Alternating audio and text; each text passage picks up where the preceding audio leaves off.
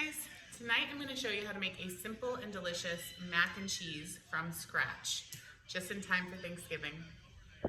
Here is what we are working with. We have some noodles. I like the large elbow macaroni or something similar to that. I like my noodles to be big and beefy. Whipping cream, about 2.5 pounds of cheese. Now I haven't decided if I'm going to use all this, but I am going to shred it all up and we'll see where it takes us. Just a variety, whatever kind of cheese you like. Just make sure you have a decent melting cheese in there. I wanted Munster, but they didn't, this particular brand that was on sale didn't have it. So of course I'm going to buy what's on sale. So this combination is what I'm using this go round. About 5 tablespoons of butter and then various seasonings. Black pepper, paprika, garlic, onion powder, chicken bouillon, and a little ground mustard. I don't do a roux for my mac and cheese. I tend to like the texture a little bit better without the roux. I think it gets a little pasty or gummy, in my opinion, I guess, if I do a roux. And I don't like to add an egg either, because I feel like that just solidifies it a little bit too much. So the way I do it, I really like how creamy it gets, and hopefully you do too. First step, let's get this cheese shredded up. Now I do prefer to use the blocks and shred it myself when I'm doing mac and cheese. You know, if you buy that pre-shredded stuff, it has that starch powder on it. I feel like it gets a little clumpy if you try to use it in a sauce. So this I found is the best way to do it if you're making mac and cheese or any type of cheese sauce. I use a food processor. You can use a hand shredder or whatever method you have. This bad boy is circa 1980. I think I inherited it when I moved out of my mom and dad's house for college. So, but hey, it still works. If it isn't broke, don't fix it. So let's shred this up.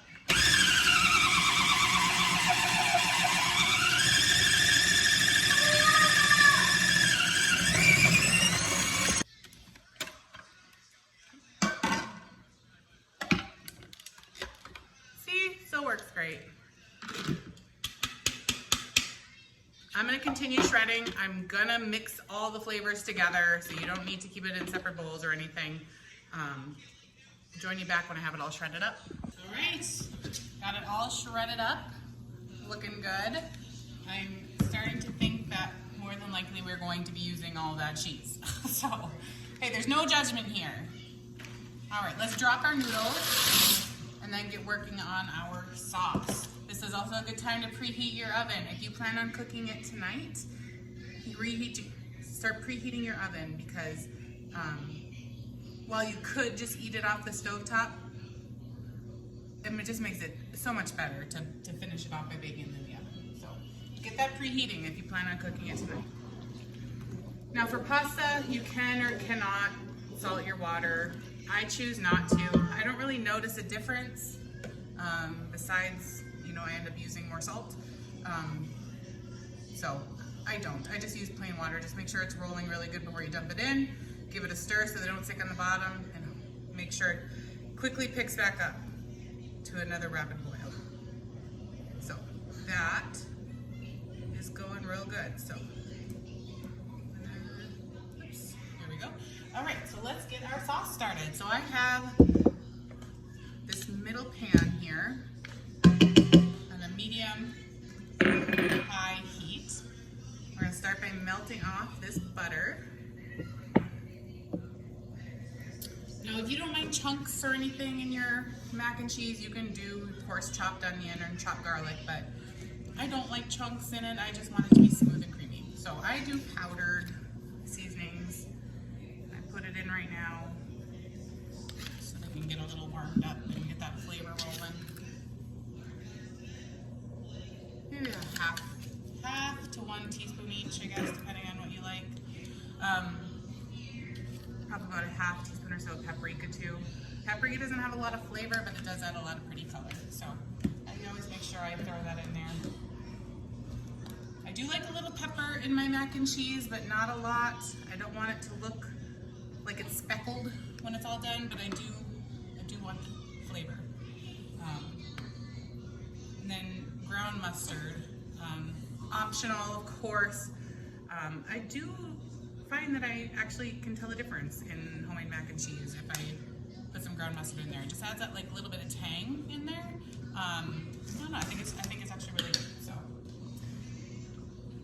let me get a measuring spoon. Per usual, chicken bouillon is my salt. It is life-changing if you start doing that. So I recommend giving it a try. No salt in this recipe besides some chicken bouillon. Starting with 1 teaspoon. We're gonna taste as we go. I am going to turn this heat up a little bit more. Just get that stirred around.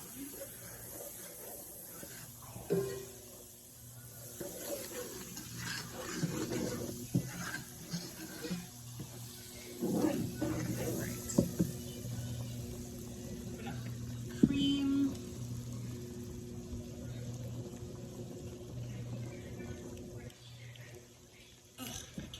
There we go. Okay. So this is 2 cups of heavy whipping cream. If that scares you, you can use half and half or whole milk or whatever kind of milk you like, but it's not going to turn out the same.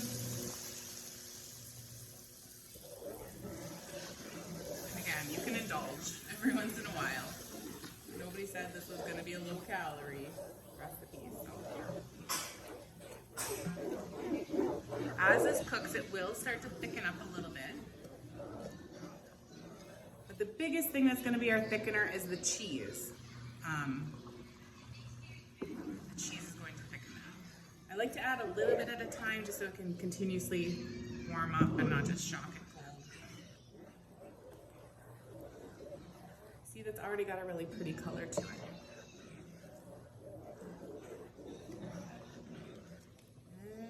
Just do the last little bit here. Okay. That is looking really good. All right, I'm gonna let this cook for a minute or two just to let it heat up and thicken a little bit, and then I'm gonna come back and we'll add the cheese together. Okay, let's give this a little taste to see where we're at.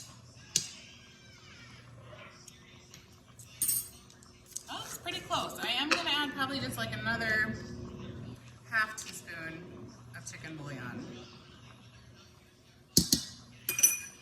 And we should be good. I'm gonna reduce this heat down to low. We wanna melt that cheese slowly once we start adding it. There we go. Do you see how that kind of thickened up a little bit? That only took like 2 minutes or so. All right, let's start adding cheese, 1 handful at a time. Let's see where we go. My goal would be to use a third of the cheese in the sauce, a third of the cheese mixed in with the noodles, and then a third of the cheese on top. But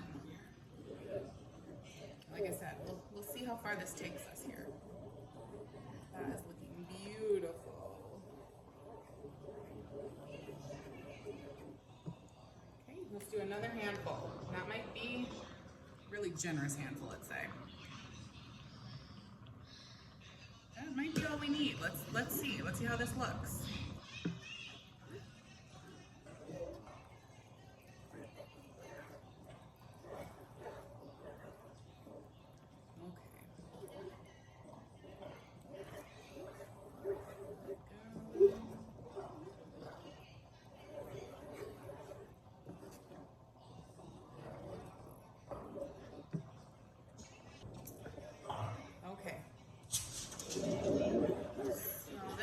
Really good. I think we still have a little bit of melting left to do. But while it kind of still sits on the heat, I'm gonna give it another taste because the cheese could have changed the taste a little bit. Okay. So instead of double dipping, I'm just gonna put a little from my stirring spoon onto my tasting spoon. Okay.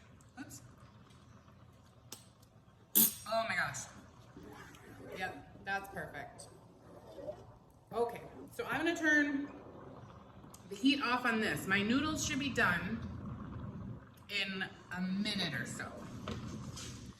Those are looking really, really good. So I'm gonna leave the heat off because I don't want to overcook this sauce. I'm gonna let these guys finish cooking and then I'll bring you back. All right, my pasta is done. I drained the water, put it back in the pot because I'm gonna mix everything in this big pot. Get yourself a spatula. Make sure you're scraping all of that goodness. You don't want any of it to go to waste. That looks like.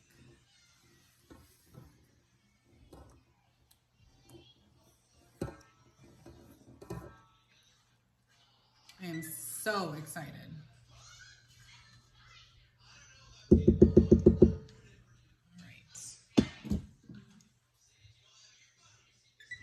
I may or may not lick that spatula later.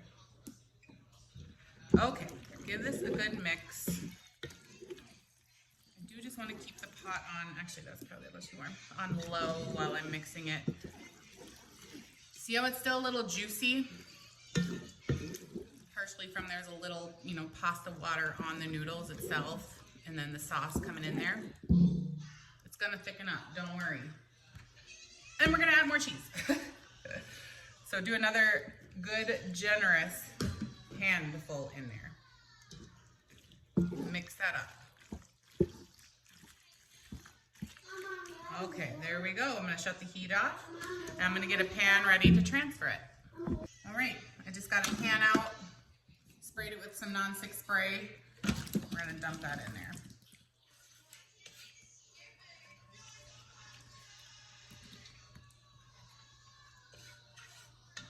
Again, scrape it, get all of the goodness out.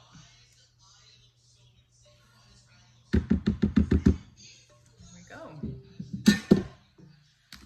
Shake it to even it out a little bit. I mean, you could eat it like this. I mean, you might want to keep it on the heat a little bit to thicken it up a little bit more. But again, like I said, it's much better if you finish it off by baking it. Plus then that way you get to add more cheese. So just do a nice little layer of cheese on top. Spread it out evenly. All right, I think I'm gonna call that good. I do have a little bit left over. I'm just gonna put it in a bag, put it in the fridge. It obviously will not go to waste. Since I'm cooking this right now and everything is still hot, it's probably only gonna take like 30 minutes in the oven. I just wanna make sure it gets nice and bubbly. That the top gets melty and a little golden brown. At this point, you could cover it up and put it in the fridge overnight or for a day or two, and then cook it the next day. You're just going to plan a little bit more time once it gets cold. If you do put it in the fridge overnight, because it'll of course get cold. You'll probably need about an hour in the oven. So I'll check back when it pops out of the oven. Hey, the mac and cheese is out. Looking really good. I did take it out and I let it rest for like 10 minutes. Important to let it rest. If you try to dig in right away, not only will you burn your mouth, but it'll just kind of, spill everywhere. So kind of like a lasagna, you want to let it rest so it can solidify a little bit. So let's scoop into this and see what it looks like. Oh, that looks so, so good.